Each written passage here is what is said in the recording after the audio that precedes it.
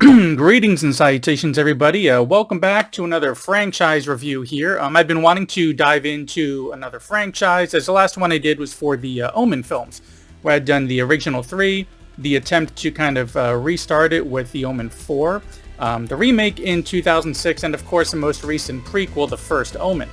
Now, there are lots of different franchises to choose from, and recently I came across some entries in this franchise used on Blu-ray to complete my collection, which is why I decided on Underworld, which began 21 years ago in 2003 with the original Underworld film, of which the synopsis is as follows.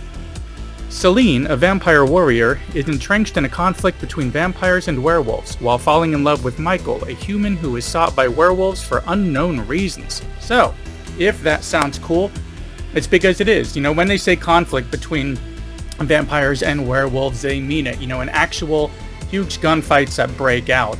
Vampires kind of being on top for centuries, while the werewolves are like borderline in hiding in some ways, with their numbers having subsided drastically over the years because of this conflict.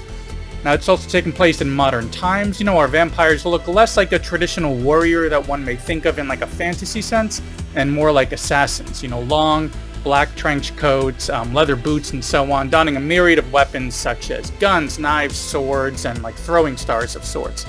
We are launched right into the thick of it with a quick explanation as to, kind of where they are in the story as this gunfight initially breaks out, and our mystery is set up, which is, who is this human, and why are the werewolves after him? And how are there so many werewolves? How are their numbers starting to grow so large and haven't been, unchallenged for so long? What's kind of going on underneath all of that?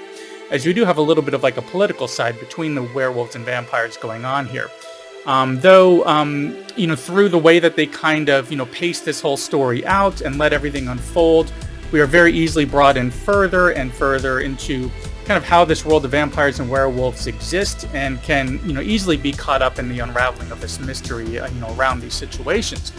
Now, I wouldn't really say that this one is horror proper, more like an action fantasy thriller with horror being very adjacent, because we do have some vamp out, wolf out kind of fights going on here, and there is some violence and blood, but most of that violence is both in the hand-to-hand combat way and gun-fielding fight scenes.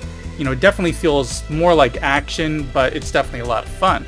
Now, when it comes to those scenes of action, especially the special effects, they've aged surprisingly well with this one. Mixing in practical effects with CG in order to kind of just get that scene across in the best way with the technology available.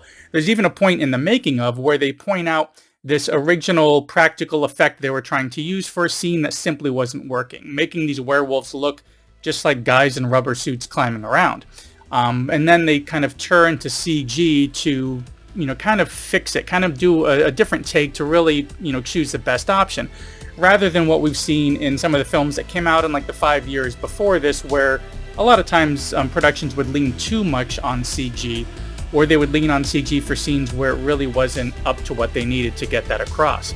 So through that practical and digital, working in these like stuttering morph effects, sort of like where we needed, everything has really held up great over the years. And the production design as well, setting us in Budapest. No, it's Budapest. Budapest. Budapest. Whatever. But not having it really referenced, making the exact location and even the year not really important in the overall story. This kind of helps it feel a little bit more timeless in a way, and a little bit easier to enjoy after somehow it having been already 21 years since this first one came out. Now, other aspects of the design, such as just like the costuming and the makeup, were great as well. Really a cool palette to work with, though. As I approach the summer here, I'm looking at some of the fashion, and I just think of how swelteringly hot it would be in some of that like leather-clad costuming. But it all looks really great. But what really works for me in this is, less about, this film is less about like a random war or random battle between, the vampires and werewolves in this ongoing war of theirs, but more about the mystery around this human. Trying to figure out why the werewolves want him, why he's seen as important.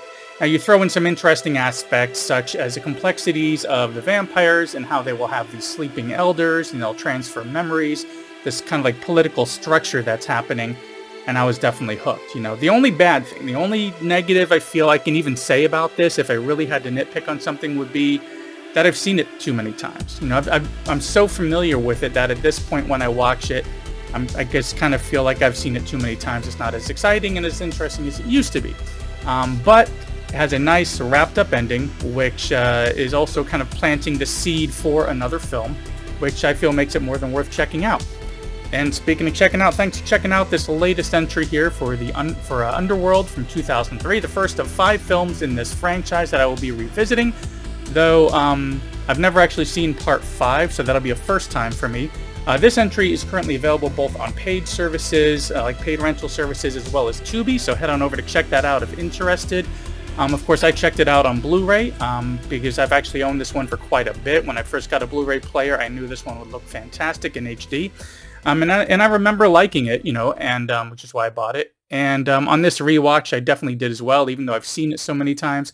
I also remember liking parts 2 and 4, while not really enjoying part 3. So it'll be interesting to see how I like part 2 and 4 since it's been so long since I've seen them, or to see if my view of part 3 changes now that it's been a while, and to see what this most recent, seemingly final film, Underworld Blood Wars, is like, as it'll be a first time for me. So be sure to subscribe and hit that little bell icon to get notifications for when I put those videos up, which should be on Mondays. I'm hoping to get all those posted. But anyways, that's all I've got for this one. Thanks for coming by, and I will see you in the next one.